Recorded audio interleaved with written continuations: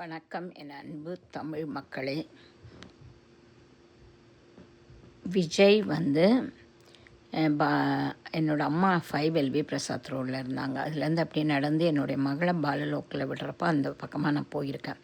எனக்கு விஜயை விட விஜயோட அப்பாவுடைய கொள்கைகள், சிம்பிளிசிட்டி, தன்னுடைய கஷ்டப்பட்டதை உணர்ந்து வெளியில் கூசாமல் சொல்லுவார். மக்களுக்கு தெரியணும், ஏழையாகவே பிறக்கலாம், ஆனால் சாகும்போது பணக்காரர் ஆகணுன்றதுக்கு நம்ம கஷ்டப்படணுன்றத எனக்கு சொல்லி கொடுத்தவர்.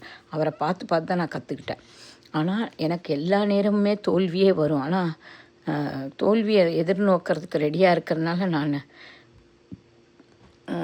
என்னை யாருமே ஜெயிக்க முடியாது. ஏன்னா நான் தோல்வியிலேயே வெற்றி கண்டு கொண்டு போனவள்ன்றதுனால என்னை ஜெயிச்சு ஒருத்தர் வரணும்னா அந்த தோல்வியெல்லாம் அவங்களால ஏற்க முடியாது. அது மாதிரி தான் எனக்கே இவ்வளோ இருக்கிறப்போ விஜயின்ற ஒரு மனுஷன் இவ்வளோ வாழ்க்கையில் அடிபட்டிருப்பார். ரெண்டாவது அமைதியாக வேறு இருக்கார். நான் அது லொடன்னு என்னுடைய பிரச்சனைக்கு பேசிடுவேன் எனக்கு சாதிக்க முடியலன்னு. அது ஆங்ஸைட்டி டிஸார்டர். அவர் அந்த குவைட்டாக இருக்கிறதே பெரிய விஷயம். ரெண்டாவது பெரிய ஆளுங்களாக இருக்கிறப்ப பெண்கள் கூட ஆண்களை சபலப்படுத்துவாங்க அவங்க தனிமை வர்றப்போ.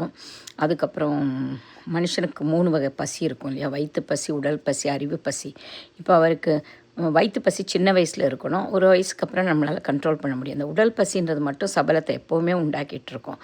ஆனால் ஒன்ஸ் அரசியல் பசி, அறிவு பசி, அதில் நாட்டம் தெரிஞ்சுக்கணும், மக்களுக்கு செய்யணுன்ற ஒரு அந்த மக்களுக்கு செய்யணுங்கிற ஒரு பசி வந்துட்டுனா இதெல்லாம் அடிபட்டு போயிடும். அதனால் சின்ன சின்ன விஷயங்களை பெருசாக்கிட்டு இருக்க முடியாது. நம்ம ரஜினிகாந்த் ஐயாவை கூட லத்தாமா அவ்வளோ அட்ஜஸ்ட் பண்ணி போய் தான் இன்றைக்கி ஒரு நல்ல குடும்ப தலைவின் பேர் எடுத்திருக்காங்க.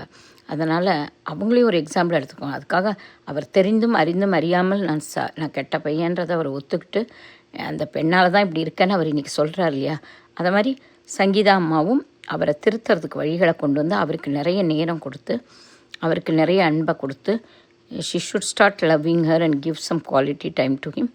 அது மாதிரி வந்தால் அவரும் மாறிடுவார். ஆனால் இனிமேல் சங்கீதா அம்மாவுக்கு சாய்ஸ் போயிடுச்சு.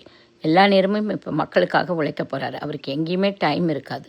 அதனால் இதை பெருசு பண்ணாமல் புதுசு வேணும். ஏடிஎம்கே டிஎம்கே நமக்கு வேண்டாம். அதில் கரெக்டான நேரத்தில் பண வசதியோட ஒரு பசி இருக்குன்னா ஒருத்தருக்கு பெட்டு கொடுத்தோன்னா அவங்க சாப்பிட தான் பார்ப்பாங்க. அதை எடுத்து இன்னொரு இடத்துல விற்று காசாக்க மாட்டாங்க. அது மாதிரி இவருக்கு அந்த பசி கிடையாது யாரதையும் எடுக்கணும்னு. எல்லாமே பார்த்துட்டு வந்துட்டார். அதனால் ஜெயலலிதா அம்மா இறக்கிறதுக்கு முன்னாடி பட்ட ஆசையை அவர் மூலமாக அவர் வயிற்றில் பிறந்த பிள்ளை மாதிரி அவருக்கு பிள்ளை பிறக்காட்டாலும் நமக்கு செய்வார். அது ஏடிஎம்கேல சேரலனாலும் தனி கட்சியாக இருந்து செய்வாங்க. யார் செஞ்சால் என்ன? அவருக்குன்னு தனி கட்சியை நிறுத்திட்டு இன்றைக்கு வரைக்கும் தன்னிடம் மாறாமல் தனியாக எதிர்த்து போடுறாரு இல்லையா?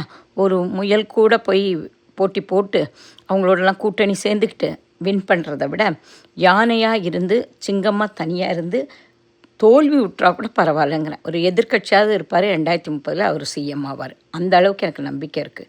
நான் 2026 அது கடவுளுடைய கிருபை. கடவுளுக்கு தமிழ்நாடு மக்கள் மேலே நல்லது நினச்சா, கடவுள் செய்யணும்னு நினச்சா 2026 மிரக்கலையும் கொண்டு வருவார்.